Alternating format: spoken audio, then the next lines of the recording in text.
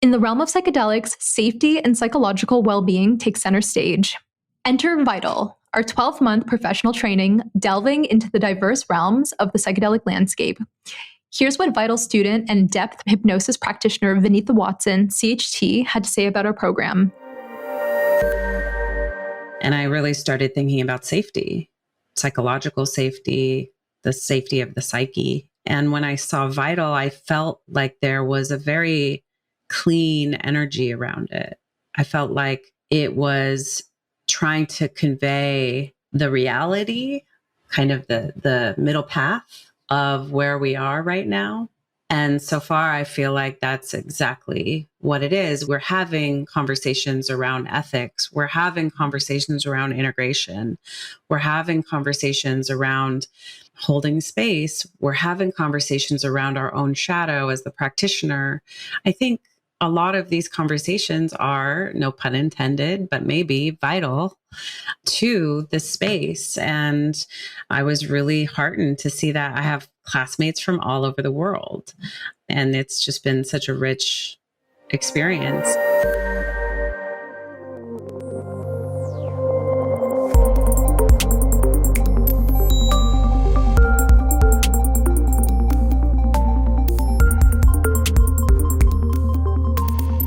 Hello and welcome to Psychedelics Today. My name is Chris Koddermann, and I have the pleasure today of hosting a special episode with PT founders Joe Moore and Kyle Buller. Joe, Kyle, great to be with you both today. Excited to be here. Yeah, we come together on a bit of a sad day for the world of psychedelics and the psychedelics community with the passing of Roland Griffiths off after a long illness. Obviously we'll be hearing a lot about Roland over the next few days, and I expect, we'll be hearing a lot of words like visionary and pioneer, leader and trailblazer. Just your immediate thoughts on Roland and his passing, and what this means for folks in the psychedelics movement and for the future of psychedelic science and research, given the huge contribution he has made up until, very recently, obviously having continued to work till very close to his passing. Yeah, he's endlessly, his endless tenacity has been a major contributor to the degree that people can't really overstate. It took an amazing amount of patience and bureaucratic patience, I guess, to get through what he was able to make happen. He is in large part the reason psychedelic research is rebooted the way it has in this. Just his able to stick with it and get things approved that other people were not patient enough for. I'm endlessly thankful. So thank you, Roland, and thank you for getting us to where we are today. Yeah, it was definitely sad waking up and seeing that news this morning. But yeah, so grateful and thankful for his life's work and to be able to stick with it. And as Joe mentioned, all the roadblocks and probably hurdles that they had to go through to, do all that research at Hopkins in those early years. But I mean, it really changed so much, right? Like, I feel like we wouldn't be here without that research. I remember that was definitely the first kind of landmark study I came across in this work. And being like, whoa, there's actual clinical research in psychedelics. And it's coming out of a really reputable institution like Hopkins. So yeah, just sad news, this morning. Yeah, the 06 study was obviously huge, right? And I think that's right. I mean, not only did he have the patience to get through the bureaucracy, but really laid a roadmap for others as to how to do it effectively and efficiently in a way that just wasn't possible before. So I think, for those of us who are enthusiasts of this field of research, we owe him a huge debt of gratitude. So speaking of accomplishments, I just wanted to start with a few statistics about PT before we get into the questions in the conversation. I think these numbers are pretty impressive. Since 2016, when you guys launched, you have hosted 300 plus guests on the podcast, produced and aired 500 plus episodes, developed a listening audience covering over 140 countries, published 130 original articles, had over 30,000 minutes of audio shared, racked up 5.5 million downloads, and established PT as an industry-leading educational provider with 2.2 million annual learners and the largest reach of any psychedelics media platform. not too shabby for a couple guys who were considering basing their university choice on where they could ski. Just hearing that, it does feel really impressive. And I mean, awesome job, Joe, of like, yeah, coming together here and being able to do this. I think we're both always really like humbled and sometimes in shock when we hear these numbers and hear the statistics, being like, whoa, what's going on here? That's really cool. Yeah, I mean, any inkling when they started out that this is where you could end up, or is this just still a shock today, Joe? It's still a shock. Yeah, we didn't have any real aims when we started, other than preserving legacy of our teachers and Stan Grof, and then pushing transpersonal psychology. And then I remember, I don't know, what was it, a year, maybe 2 years in, Kyle, I had this like click. I'm like, okay, I suppose I can spend the rest of my life in psychedelics as a space. Because at that point, Chris, it's like it was almost like you were making yourself toxic if you became interested in the drug topic publicly, and psychedelics explicitly. Back in 16, you mean? Yeah. You could become radioactive. So I'm like, okay, I guess worst case scenario, I'm here for the rest of my life, because there's so many interesting sub areas, from anthropology to neuroscience to, medical applications and more. Right. So I was like, I don't think I'm ever going to run out of interesting material if I stay here. And that was kind of it. I'm like, I guess we're here. And we had no intention of money or anything like that. We were just going to do a podcast. And I don't know if we told you this, Chris. I think when we started chatting, Kyle and I was trying to talk him out of grad school, and Kyle was trying to talk me into grad school. And neither of us won. I ended up going to grad school and Joe didn't. That's funny. But the program I was trying to talk him into is like an interesting program that was getting developed at the undergrad I went to at Burlington College, and we were trying. Right. Yeah, we were trying to develop this kind of self-study transpersonal master's program, and there was going to be an emphasis in psychedelic studies and do some training in breath work. And I was like, Joe, this sounds really cool. We should look into it and sign up. And there was this back and forth. And I'm actually glad we both didn't sign up for that program, because then the college tanked like a year later or something like that. And I ended up going down the clinical route. Nice. So yeah, let's maybe touch a little bit before we talk more about what PT's doing today and your sort of vision for the future. Maybe we can start with your individual backstories in terms of how you became interested in psychedelics and altered states of consciousness. Kyle, maybe we'll start with you, and Joe, you can keep him honest if you think if he's embellishing any facts in terms of his history. And Kyle, yours is a bit of an unusual path, and as I understand, it runs through New Year's Eve 2003 in a mountainside in the Poconos. Maybe you can share a little bit about what happened that night and subsequently, and how that led you into an interest in psychedelics and in your current occupation.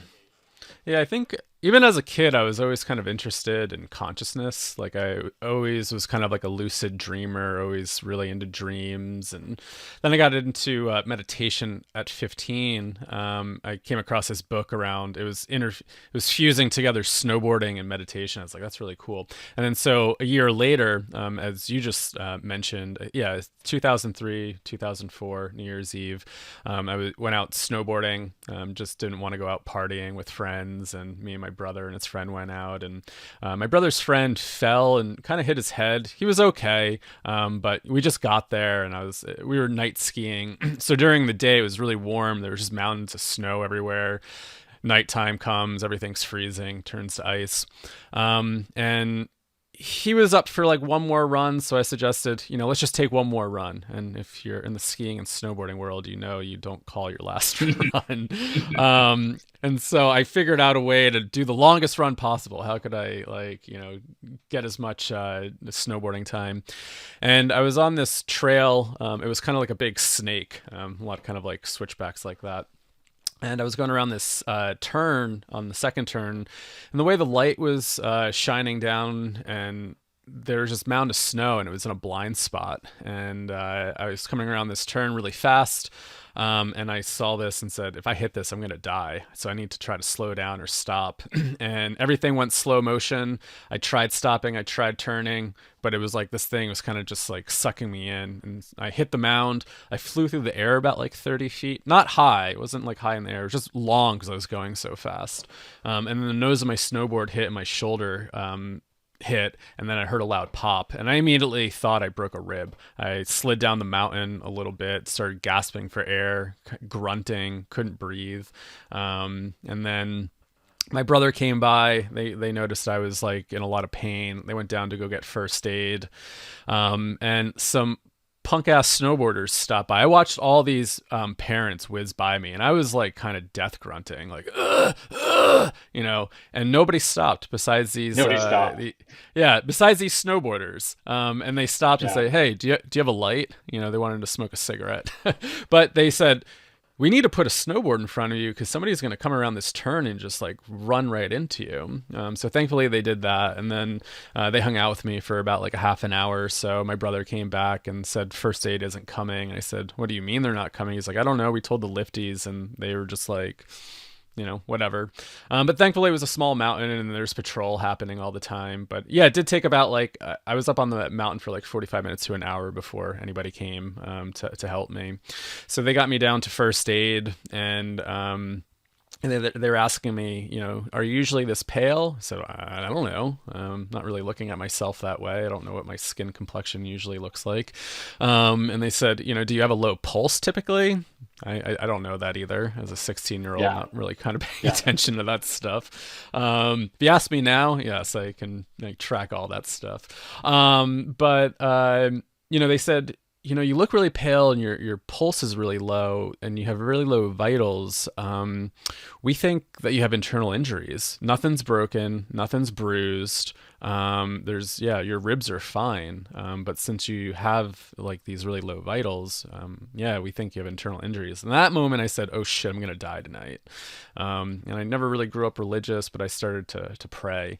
And I just found this out, like a few years ago, chatting with my dad about it. I guess as they got a medevac, so they got a helicopter, thankfully, instead of just getting me the ambulance. And I guess on my way out, they looked at my dad and said, your son's in his golden hours and he may not make it. So thankfully they medevaced me out, got me to the hospital. By that time I started to have, kind of like a near-death experience. I could hear the nurses tell me my veins in my upper body are collapsing. They did a sonogram on me. They told me I had massive internal bleeding, and they needed to figure out where it was coming from. So it got me to a CAT scan. And by that time, that's when things really kind of started taking off. I was laying in the CAT scan machine. Doctors are telling me not to fall asleep. They keep like yelling at me over the intercom to stay with them. And I'm just kind of drifting off. I feel like I'm submerged in a tub of ice water. I have no blood circulating through me. I'm freezing, and falling asleep was probably the most blissful thing I could think about. But this voice kind of came over me and said, you're going home. You're going back to the stars where we all come from, and this physical life's going to cease to exist, but you'll continue onward. And this is just a transition. And the more that you struggle with this transition, the harder it's going to be. So the more that you can relax into it, the easier the transition will be.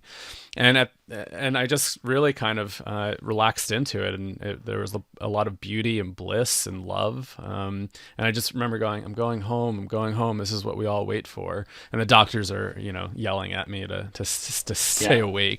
And I really don't want to.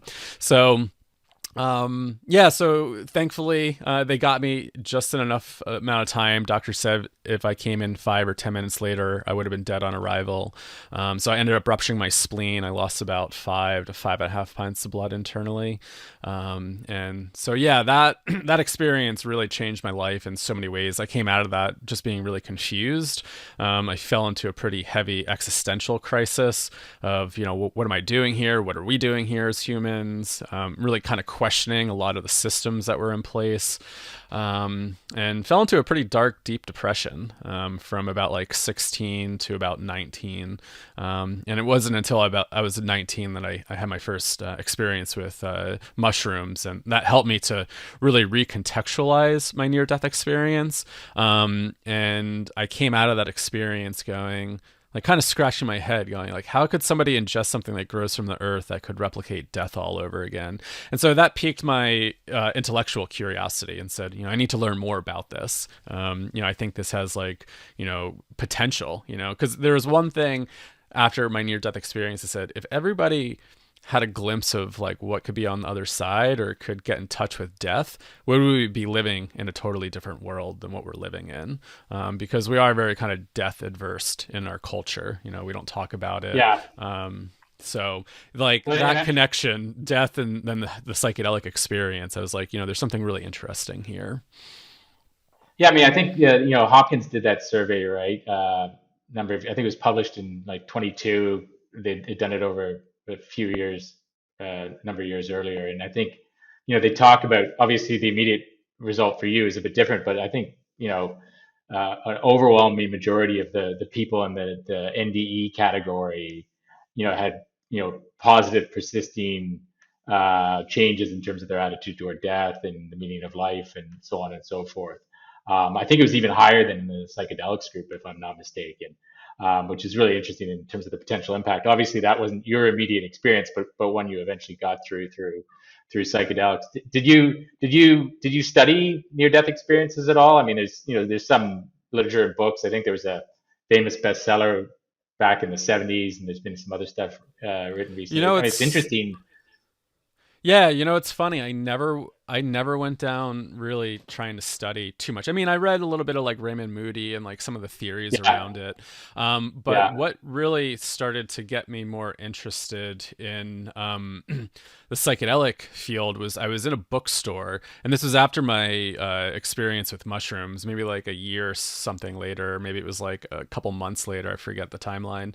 But I was in maybe the psychology section, or maybe that like New Age section, and I saw DMT, the Spirit Molecule by Dr. Rick Strassman, and it had nothing to do with DMT. I picked it up because in the subtitle it said research and consciousness near-death experience. I forget what the subtitle is, but it was the near-death experience thing that I kind of want to read more about this, because I didn't spend too much time reading about near-death experiences. I think maybe because I didn't want to kind of compare my experiences to others. And then maybe I started to dig into a little bit, and a lot of the scientific stuff was very reductionist and just kind of like boiling it down to like brain chemistry and like all this stuff. And I think I got turned off and said, that just feels really dismissive around my experience. And I think maybe I stayed away from it.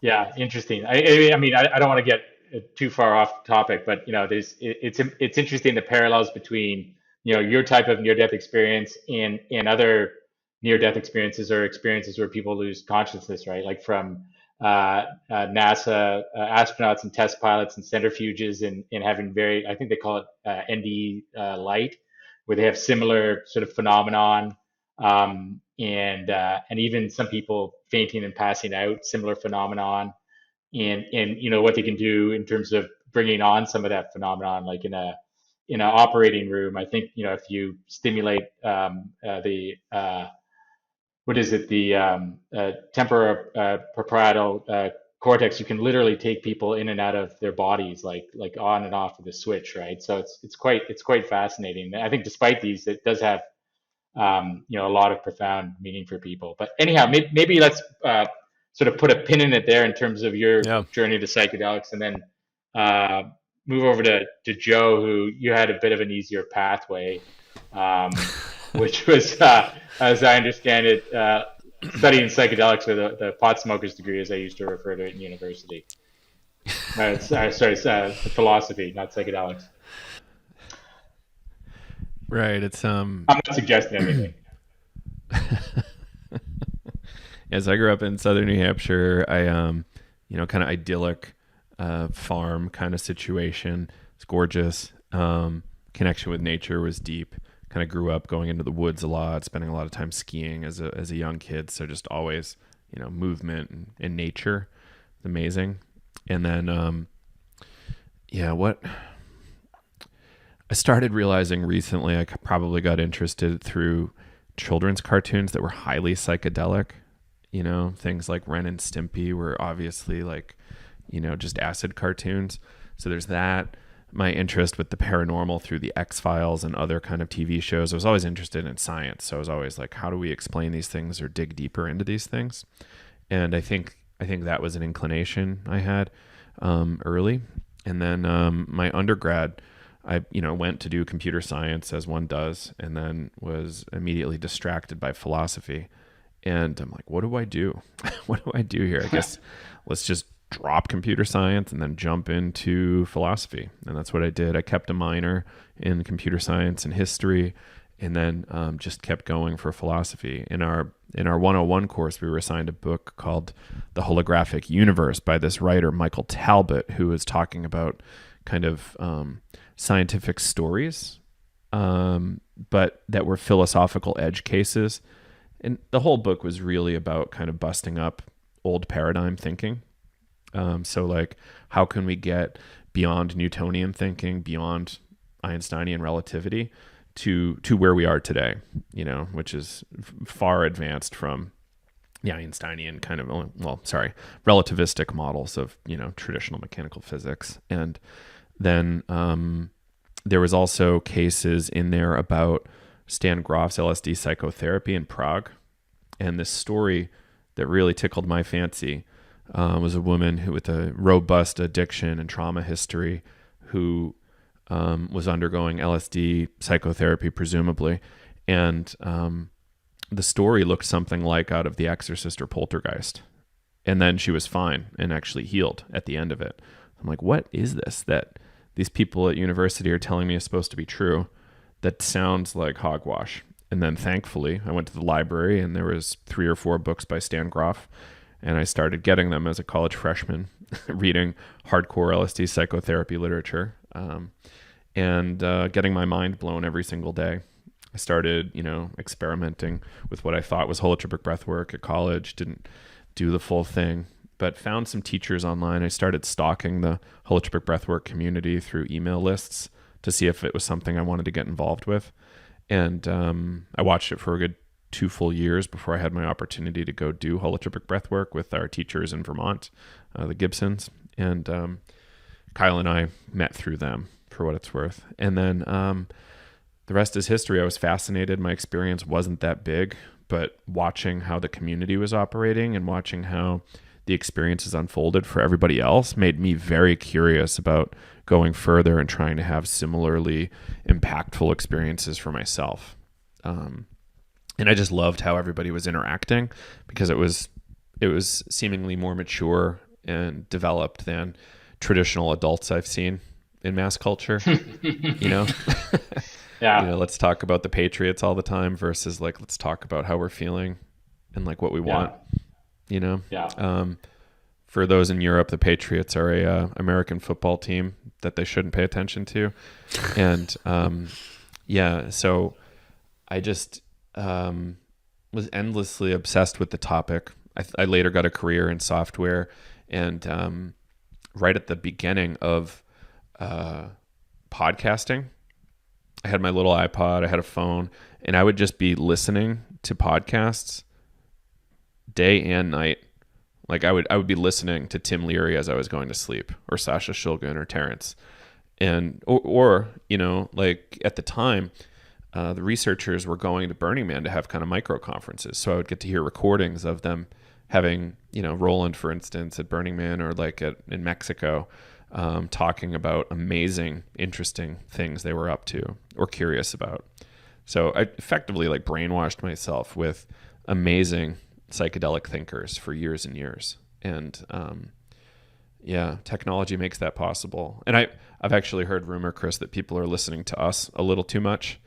They'll just be like, "Oh yeah, you're part of the family," which is beautiful. Your kids know my voice. So that's nice. Yeah, it's fantastic. Kyle, obviously the holotropic breathwork is a big part of your story as well, right? In terms of the route you went down. maybe you can say a little bit about that, because that seems to be the common thread for you two. Yeah, and that's how we met. So Joe, I think, was already studying with the Gibsons well before kind of I got there. I forget when did you get there, Joe? It was like a few months after you died. Oh, so like 2003. Nice. Were you late 2003 or early 2003? Okay, cool. Yeah, so I was still in high school at that point, and then I ended up. So all these kind of like experiences with my near-death experience and my early psychedelic experiences led me down a path to study transpersonal psychology. And I came across one of Stan's books, LSD, Doorway to the Numinous, and said, I really got to study this stuff. So I found a transpersonal psychology program in Vermont, which was pretty unique and really interesting. And it was during my second semester there in 2010, there's a weekend workshop that was being hosted by Lenny and Elizabeth Gibson through their organization Dream Shadow. And I said, oh man, I really got to do this. And some of the students that have been down there before, they were saying like how psychedelic it was. And I was like, I don't really believe in this. But I was curious because I was really interested in Stan's work and kind of wanted to give it a go. And I had one of the most profound experiences during that time. I went in really skeptical, thinking like this isn't going to be anything, to coming out being like, that is pretty amazing what you can do by just breathing. And so I think besides Joe's point around the adults being adults and the container and whatnot, I was more fascinated around my own experience, but the community kept bringing me back. So throughout my time at Burlington College, I just tried to study as much as I could with the Gibsons. I would go down there every few months, every time they had a workshop, to just kind of do my own personal development, and ended up kind of doing an internship with them through my school. And then for my capstone project at Burlington College, it was a class on Stan Grof and his psychology, and was able to create a 16-week 16-week course, 3 college credits, and was able to co-teach that with Lenny and Elizabeth. And it was really awesome. They were able to get Stan to Skype in to do like Q&A. Nice. For the students. Wow. Yeah. So that's kind of how that journey really started. It was at this really unique program. It feels like it was like Hogwarts to some degree. Yeah. Just the amount of experiential learning that was going on. Yeah. And so how do you guys, how do you guys hook up and decide to launch the podcast eventually? This is obviously a number of years later. What's Our the story teachers there? actually were just shocked that we didn't know each other, because I kind of left New England right around when Kyle started coming to the workshops. It seems like to me. And I moved out to Colorado, and eventually we're still in touch pretty regularly because we always wanted to collaborate and go further. And eventually they just set us up on a call like this to chat. And, that's kind of when I was learning about Kyle. He was learning a little bit about me. And, at that point, I'm trying to get everybody to move to Colorado or something silly like that. But, how's that going? I think it's too bad. It's too many people now. I've been too successful. But, so, we chatted, and then we were just like, how do we get this transpersonal topic to be more discussed? Because to us, a huge portion of the human experience was getting washed away by super dry science. And we thought it was really important to bring the human elements back in. Like, human experience does matter. It's one of our kind of core values here at PT. And how do we reflect that? How do we respectfully talk about big spiritual experiences that doesn't say, that's because of these neurotransmitters or whatever it is. It's because it like devalues the person's experience when we kind of objectivize it that way. So like, how do we maintain soft kind of humanist values around their experience and transpersonal values, really? So like really valuing everybody's individual experience. And that was our thing. And then how do we bring philosophy? Because our teacher, Lenny, was a PhD philosopher and clinical psychologist. So we were trying to merge those two things as well, which is not easy. Yeah, I mean, you guys since have merged a lot of domains, right? the philosophical, the societal, the cultural, the scientific, academic, legal, policy. I don't know how purposeful that was, but how do you, you know, how do you see that in terms of, your mission and the vision behind PT to the degree that you have a purposeful one? Yeah, we're very kind of like interdisciplinary, which has been like a really interesting kind of like journey for us. And, to kind of go back to like where it started, like, yeah, Joe and I, like when I think originally had this idea, it really kind of also started off as like an archive. We wanted to just like create an archive for some of our teachers' stuff. And, it started to slowly transform into, we want to have these conversations for the psychedelic community. Like, what conversations would be really interesting for us to have? That, as we started to get more kind of integrated into the quote unquote community, it was like, what needs to be heard, right? Like, what needs to be talked about?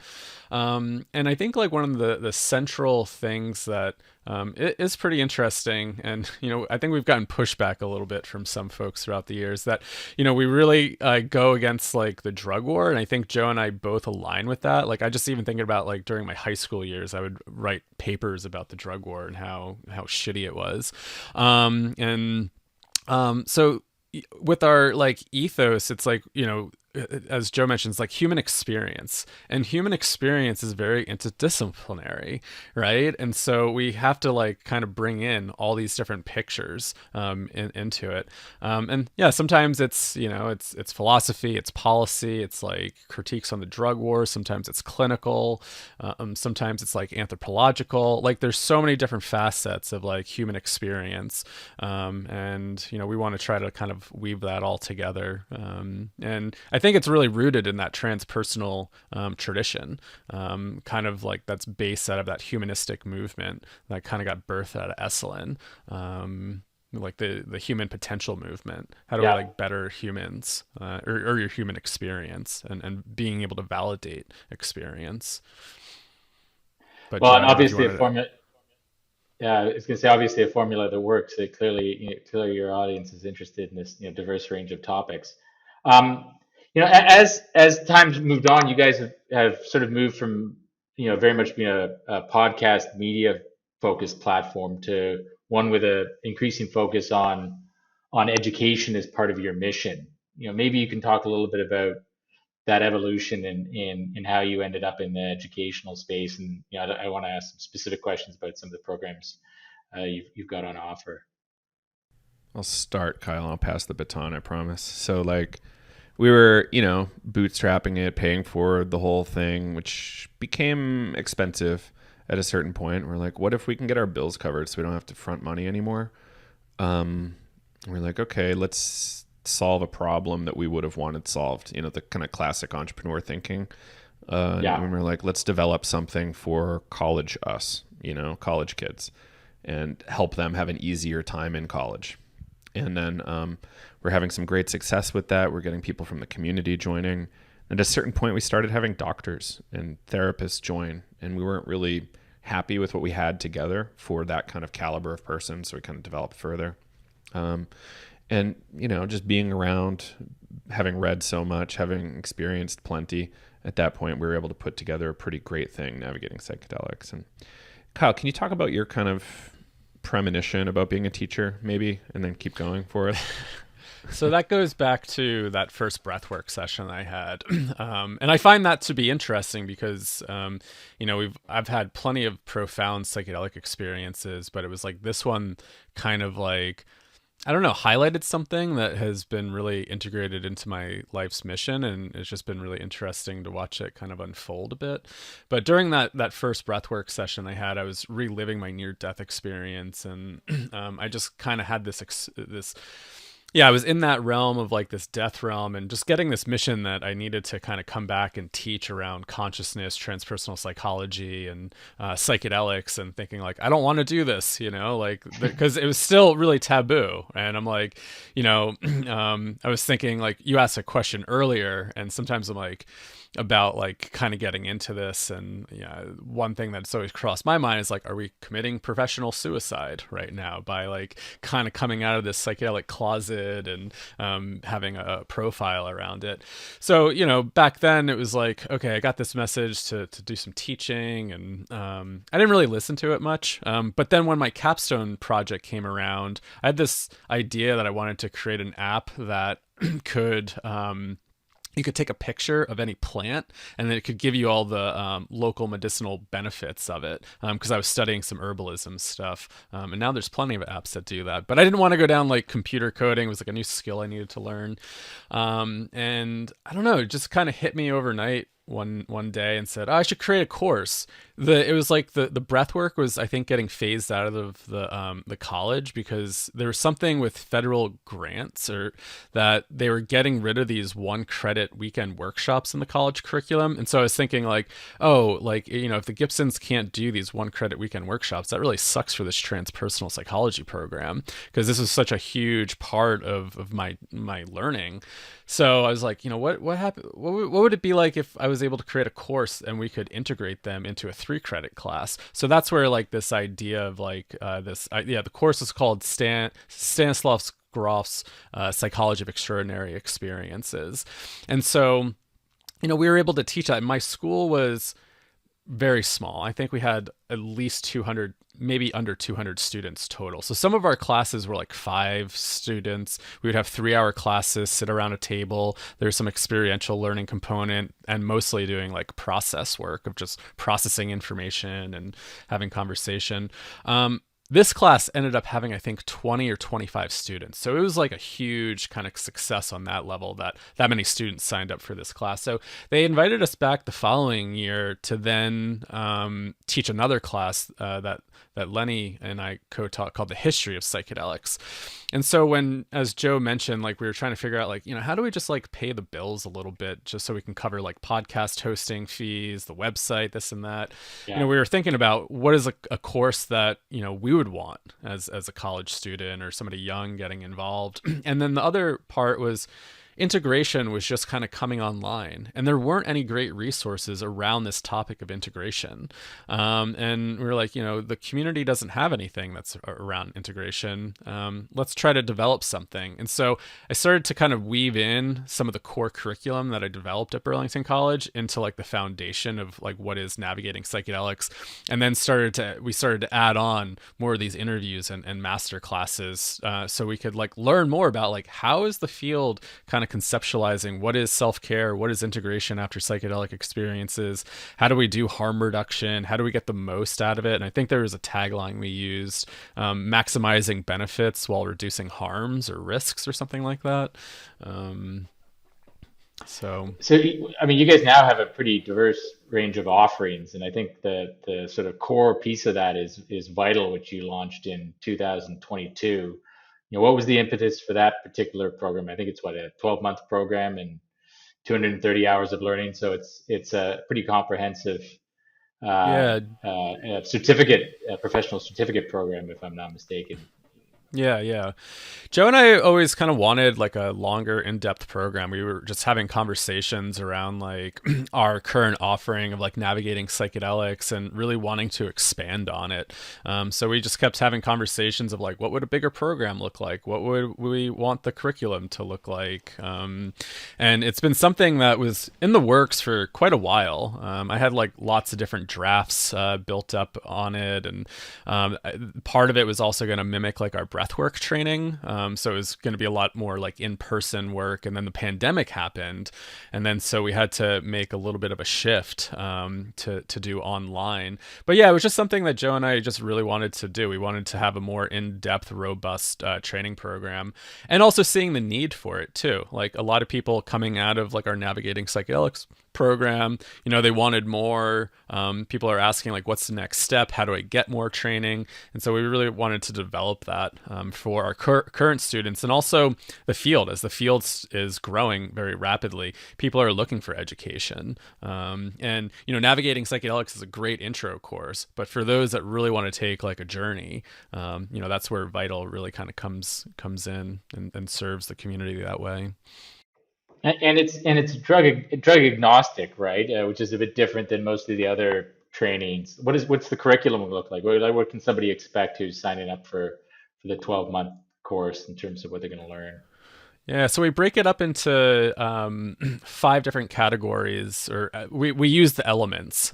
So we kind of take each module and we label it as air, fire, earth, ether, and so the first module is usually foundational. We're looking at, the wisdom of the elders, indigenous cultures. Where do psychedelics come from?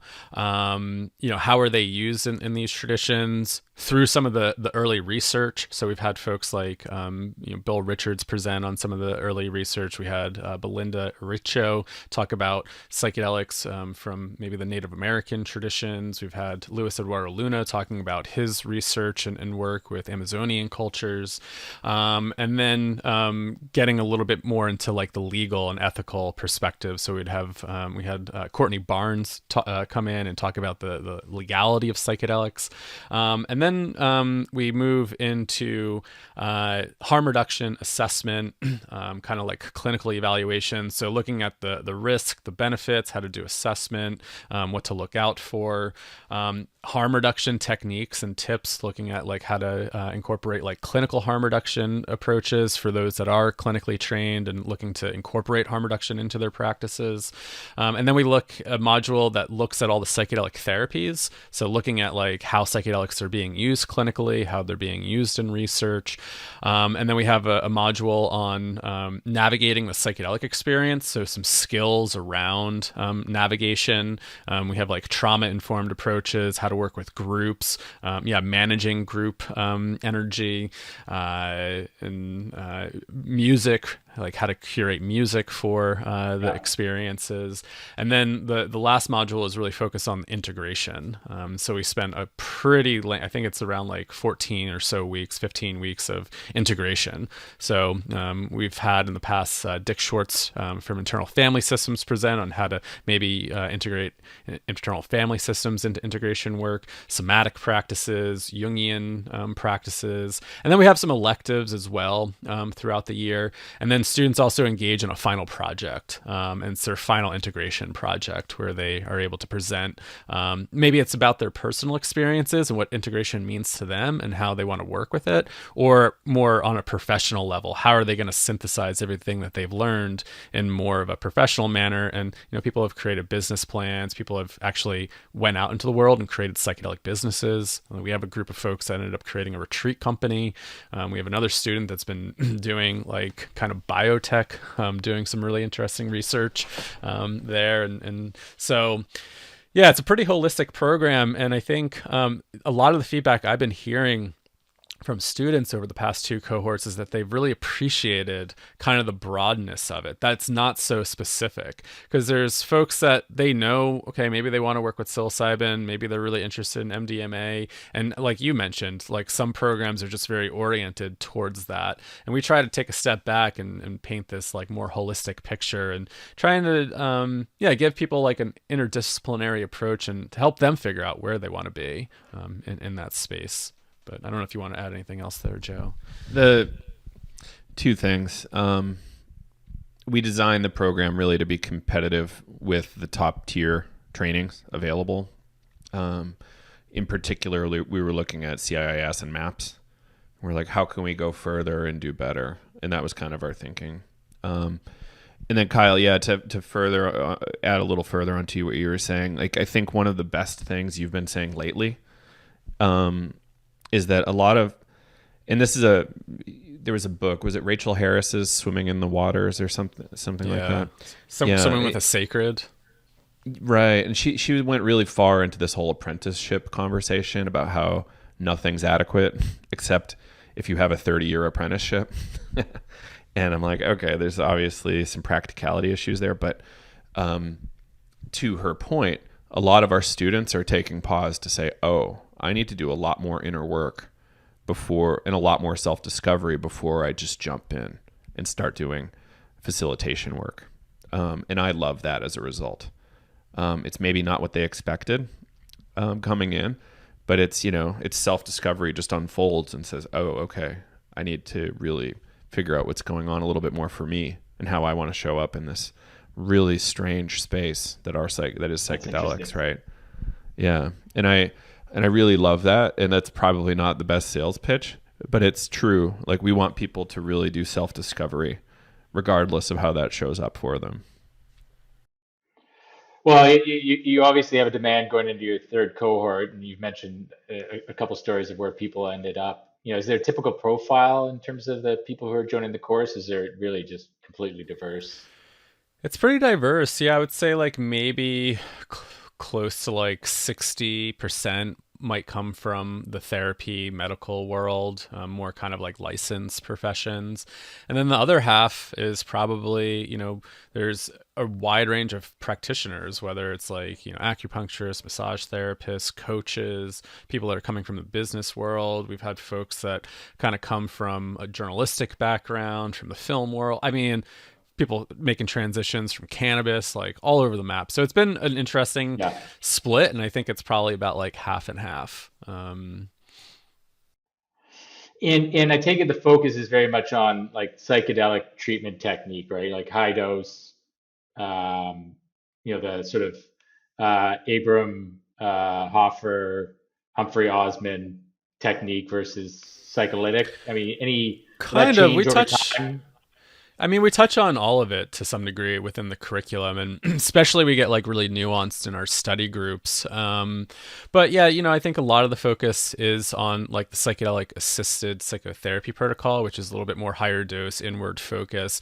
But now that like a lot of people are also experimenting with like ketamine in their practice, and people maybe doing more lower doses, I think that's like really interesting for like psycholytic therapy. And for those that like aren't familiar with those terms or the frameworks, is psycholytic therapy is usually using a lower to medium dose, and there's maybe a little bit more kind of like therapy going on. It's really kind of like loosening those boundaries to engage in the practice a little bit more.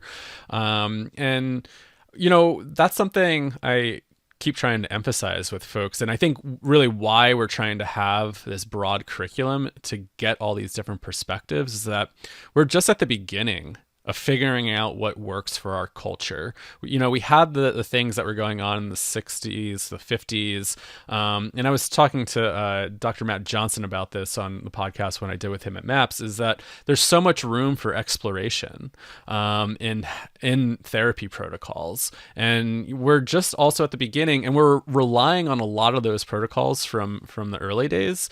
But, where is there also room for improvement? And I think about this from the perspective of weaving in some somatic theories into maybe like psycholytic treatment, where it's like, how do we maybe titrate somebody's experience instead of just pushing them in the deep end saying you need to take like say 5 grams, eye shades, go in and do this work, versus like taking this more titrated approach and like, hey, let's swim in the waters for a little bit, let's get used to this so we can understand our nervous system a little bit better, and then as we start to develop more resiliency in our nervous system to be able to like stay within what we call that window of tolerance, I think people can go a little bit deeper. And so, I try to weave that into the program as well as like the somatic approach too, and thinking about different kind of protocols and ways of working with folks. And that's exciting. We are at the beginning, and there's lots of different, techniques and science that we're learning about, right? Like they didn't have a lot of the somatic and neuroscience stuff back then. And, now starting to learn more about the nervous system regulation, how can we weave that into practice to maybe make, people's experiences a little bit deeper, developing more trust and safety in it. And I think it's super important. Yeah. I mean, before we jump to, if you don't mind, like, I think worth noting here is, we're not exactly a facilitator training program. Our program looks a lot more like a liberal arts program around psychedelics. So like say you go to an IFS school, you'll know how to do IFS, or you go to the MAPS training, you'll know how to do MDMA therapy. But that's what you'll know, right? We want people to have we want broader thinkers in the space, as opposed to like, how do I follow these rules that other people tell me are the rules? We want people to think independently. And this is perhaps where Tim Leary comes back again, is think for yourself and question authority. And we want you to do that, right? Like the FDA doesn't have all the answers, obviously. Same with the DEA. And perhaps also training programs, right? And to Kyle's point earlier, we're very early in the science. We have some provisional science, but we need a lot more. We need to spend billions of dollars on science here before we can like comfortably say what's going on and what the best moves are for what populations, things like that. Yeah, thanks for that clarification, Joe. Yeah, it is like we've always kind of operated in this harm reduction vein of like people are doing this work. Cities are decriminalizing access. People are out there doing this. And how do we make it safer and create more informed people in the world to make better decisions? Because that is something that we're battling up against. Even though we're kind of in the psychedelic bubble, there's still a lot of taboo and kind of stigma around it. And I think a lot of people's fears, especially in the research world, in the clinical world, is that the 60s is going to happen all over again. But, we have this like really unique opportunity to then train people and understanding the harms, the potentials, how to take care of themselves, how to, if people are doing community work, where are they getting their education?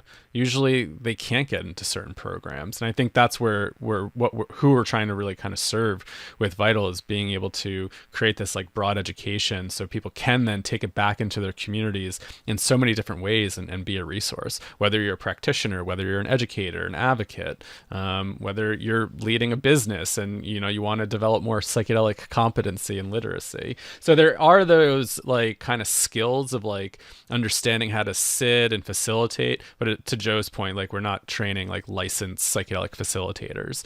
We'll have those programs that are state licensed in the future, but yeah, we're working actively on Oregon, and we will work very carefully on Colorado as well. And whenever other states pop up, we'll be looking at those as well.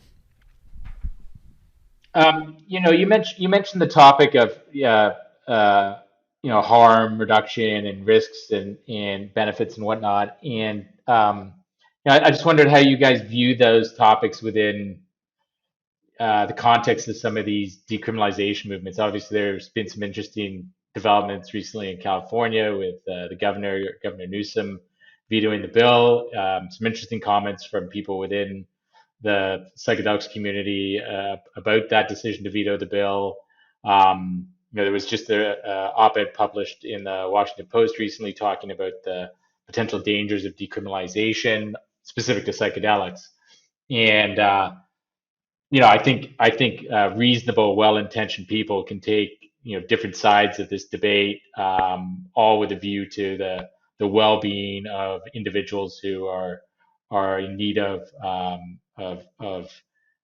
assistance to deal with mental illness in the context of a medical system that hasn't addressed it very well. So I'm just wondering, what do you think of this sort of emerging debate? There seems to be more people willing to talk these days about the risks in managing expectations, as opposed to a long tradition over the last few years of people who thought that evangelism was some type of thought leadership. I kind of start with like, is mental health as a whole doing a good enough job? I think we all know the answer. And then I go further, like where did this whole thing go wrong? It's with the racist origins of the war on drugs and the oppression of research, like suppressed research has, imagine if the drug war didn't happen, how far advanced we'd be with psychedelic science and treatments, right?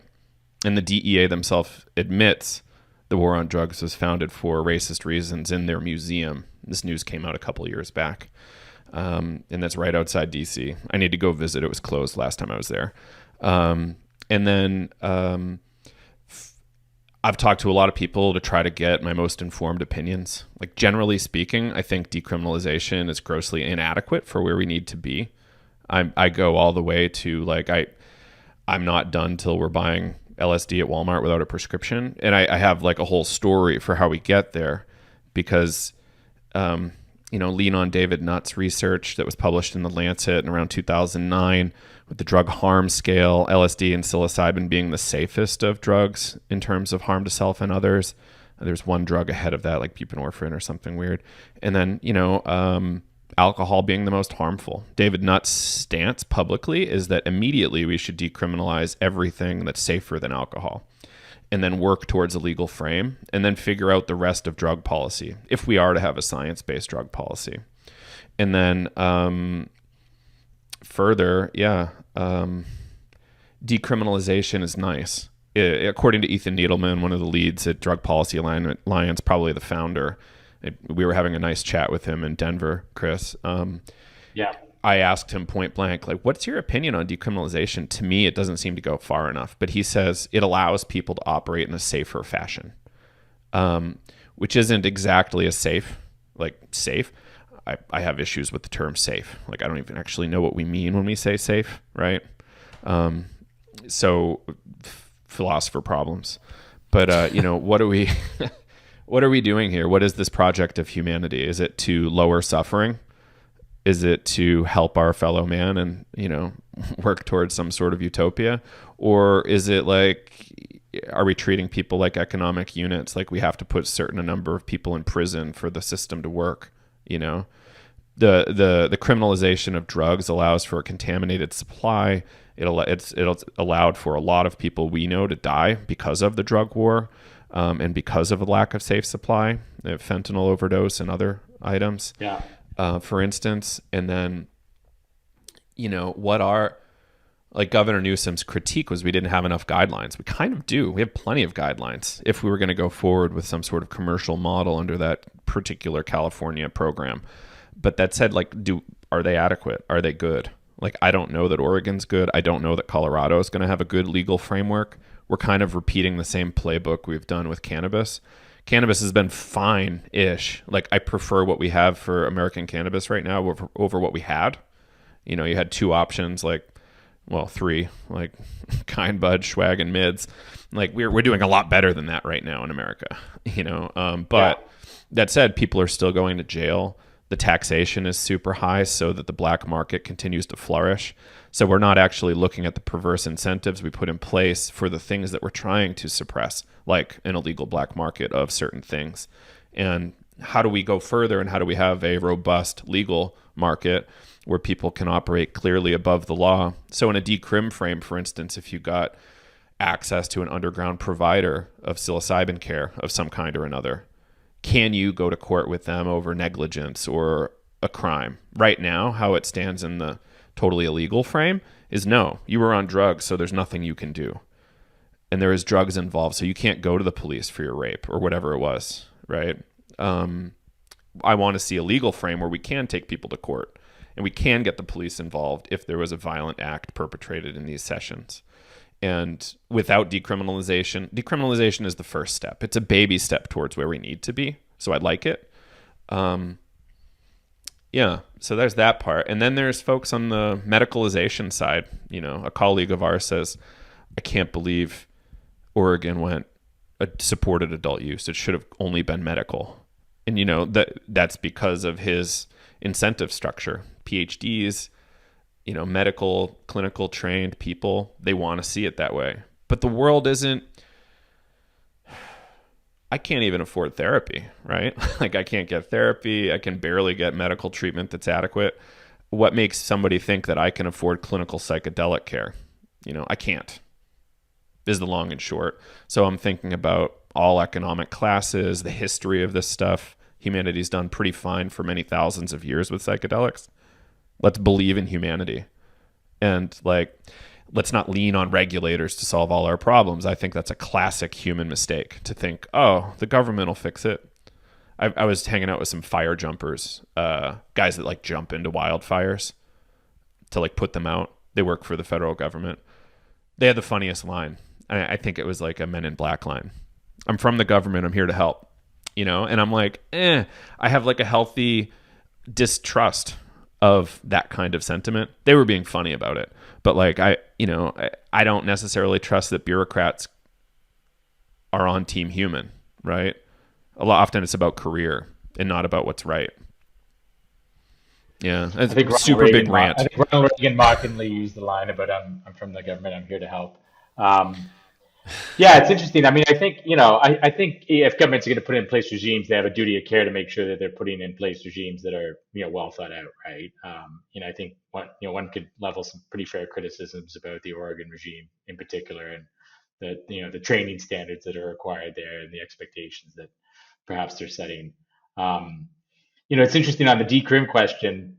The Europeans, at least some European countries, seem to have taken a much more pragmatic approach and focus as much on the public health systems that are needed to support an environment where people have decriminalized, or at least lack of police enforcement around drug possession, right? Do you mean like Portugal or something like that, or Switzerland? Yeah, I mean, Portugal and Switzerland are the two good examples, right? I mean, Switzerland has had this 4 pillars policy since 1988. It's not exactly a bastion of progressivism. It's a very conservative country, but they put in place a very practical set of policies that have worked very well in not only reduced harm from drugs, but reduced crime associated with drug use. And Portugal's model is one that also seems to have worked well, and has a heavy focus on helping those who do get into trouble with drugs, right? Because the reality is that addiction's real, and there will be a significant number of people who will get in trouble with drugs, and you need to provide the systems that are going to assist those people. And the Portuguese focus is very much on that, right? Is getting people into treatment programs and giving them assistance when they get into trouble.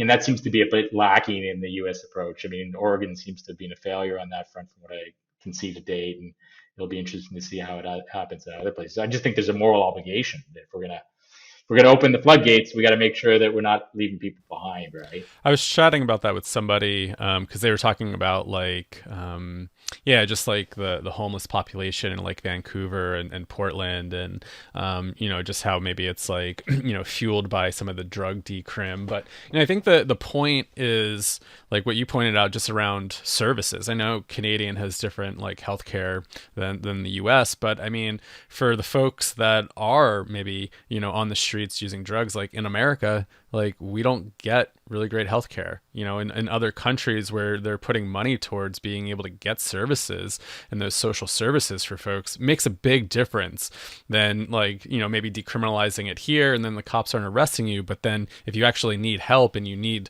social services, we don't do a great job taking care of people in our country. And I think that's probably one of the things where it lacks the most when it comes to like harms with like decriminalization, where maybe people aren't necessarily being able to get the correct type of treatment.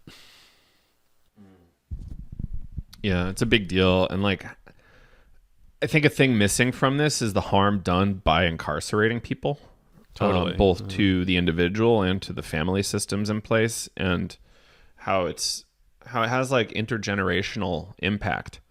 And none of these penalties are based on anything other than kind of a creatively designed set of morals that have nothing to do with reality, as far as I can tell.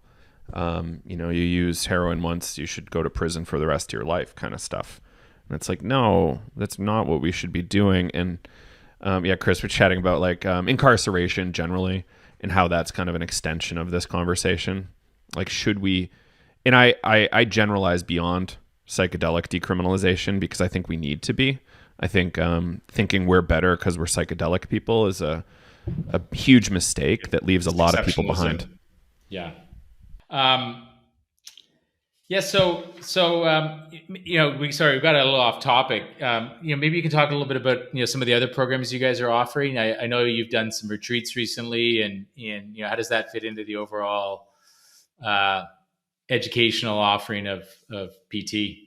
Yeah, so the retreats have been wrapped up primarily within Vital, but we've also extended it to, like our general PT audience and folks just from the general public as well. But the way that we started to offer retreats, I think Joe and I, we've been always wanting to do more breathwork retreats and stuff like that in general. But part of Vital, one of the requirements is to attend a Vital retreat.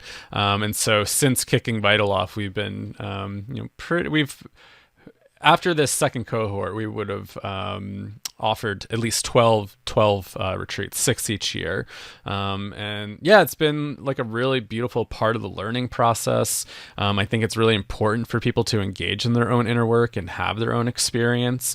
And just being able to offer that to our students and the public and our audience. It's definitely going to continue. And what it looks like in the future, who knows? It might transform into lots of different ways. But I think it's an important part of the learning process. And I just come from more experiential learning that I did at Burlington College. We did a lot of experiential work. It's theory is one thing, but you really also need to have your own experiences. It doesn't necessarily need to be psychedelic, right? We do breath work, retreats, and, I run an inner work group within Vital for an elective where we're incorporating dream work and, a lot of journaling stuff. So, it's really about cultivating our own inner awareness and getting, more engaged in our own inner process. But yeah, the retreats have been great. It's been such a fulfilling part of this work, and I've been really enjoying it. And for those listening that I haven't been on too many podcasts recently, that's why I've been traveling, doing retreats, and been head down in Vital. So yeah, some nice destinations too, right? Portugal, Netherlands, Jamaica. Yeah, yep. Costa Rica, and then some stuff in the States as well. Nice. So, how do you guys see things evolving going forward? I mean, a lot of changes anticipated in the next few years in terms of psychedelics, particularly on the medical front. Presumably continuing, a continuation of attitudes evolving. What do you see as PT's role as the space continues to evolve, and how may you, how do you anticipate evolving along with it? Given you're committed to this to life now, Joe, having announced it to the audience. I really want to see a lot more media coming out from us. And we've already done kind of season 1 of our TV show. I'd love to do a season 2 or a separate show. So that's going to be a big one. We want to keep, we just launched our first partner podcast, Hyphae Leaks, with Reggie and Mary over there in California. And that's a really interesting one. And then, how do we just keep going further and serving more people? So I think we'll get more niche based. We want a footprint in Australia and Europe. So that's coming. We don't want to be so North American centric. We want to have a global view. And I think that'll help everybody. And then, education wise, I want to just keep going. How do we make the perfect facilitator? How do we make the perfect psychiatrist for this space? And we have to answer a lot of questions first before we know what that means. So we don't know what that means if I'm offending anybody, but we are open to a lot of these big questions, and that's kind of it. We want really amazing full spectrum players all over. Not just facilitators, right? We want like graphic designers who have taken our program to be serving the space and be doing their own inner work. Because really, as everybody says, what's the value here unless you're taking care of yourself? Because this is where you have the biggest fear of influence. Biggest power of influence is internally in your own person. And then you can act with a lot more intent and power when you're playing publicly. In my opinion, right? Kyle, did I miss anything? No, yeah, I would say, just kind of continuing to evolve the media and education space. Maybe some events in the future as well. But yeah, and then just to kind of emphasize the global presence, which I feel like, we kind of do have, right? Like we have folks all over the world on the team. We're starting to, we have our Navigating Psychedelics Australia cohort with Diego down in Australia, and David leading some stuff in Israel, and Johanna's based in the UK at the moment. And so yeah, it does feel like we're getting there, and it's cool to just get so many walks of life come through and hear so many different perspectives than just the American perspective, and that's just been super helpful for like my what we're doing here and trying to get so much different influence. It's I think that's how we evolve and grow. Yeah, other languages too. Yeah, there are very different approaches, right? Going back to the psychedelic versus psycholytic, conversation earlier, right? One is North America and one is Europe, right? Yeah, very different pathways. Yeah. Big surprises over the last few years in terms of how the space has developed. Yeah, I'm always shocked how quick it's going. Like if you asked me if I would be doing this like, a number of years ago, I probably would never have guessed that this would have been what I would be doing. I always try to remind people, again, we're still pretty early, even though it feels like maybe you've missed the boat, but you definitely haven't missed the boat. The boat hasn't yet sailed completely. We're just about to probably get it on that path. But, when I started going to school for this back in 2010, I was thinking, maybe I'll have a career in psychedelics, like, I don't know, later in my life, not thinking like it was going to happen this soon. So I'm just always surprised by like the amount of progress that's happened in just the past few years, whether it's research, states like Oregon and Colorado legalizing and creating some sort of regulation and framework around it, all these states decriminalizing, or not states, but local ordinances decriminalizing. So I'm just always surprised by like the amount of things that have unfolded just even within the past years. So just to be here is an honor, and it's exciting to be part of it. I remember students joining us from Bahrain. I remember mailing books for our students to like, I think Ethiopia and maybe one or two other African countries. I just love the global scope of the movement. I think we have a Thai student right now, which is super interesting and amazing. So we're, the whole movement's creating activists worldwide. And I think we had a researcher from Senegal or something reaching out to us recently about needing assistance. And it's just so interesting how global this has become. Another big surprise, Chris, is we'll get mentioned sometimes like, oh, you came up at this conference, or you came up at a class, an undergrad class in Stanford, or like, the fact that we're getting included in Ivies is like outrageous to me. But it's also super interesting. I guess we're doing something right. And the fact that we've been able to be as accepted as we are with the credentials we have is another shock. Guy from software with a bachelor's in philosophy allowed at the big kids table. It's pretty cool. That is pretty cool. Wow. Well, maybe on that note, we wrap it up. I mean, I think that's a pretty good overview of where you guys have come from and what you're doing. And I think, given your reference to how fast things are moving in the space and will continue to evolve, Kyle, I expect we'll see a lot more interesting things from PT over the coming years as the space expands and continues to move forward at apparently breakneck speed. Hold on, everybody. Hold on. Hold on is right. Yeah. Well, pleasure being with both of you today, and I look forward to hopefully chatting with you both again soon. Yes. Thank you, Chris. This has been awesome. Yeah. Appreciate it. Thank you.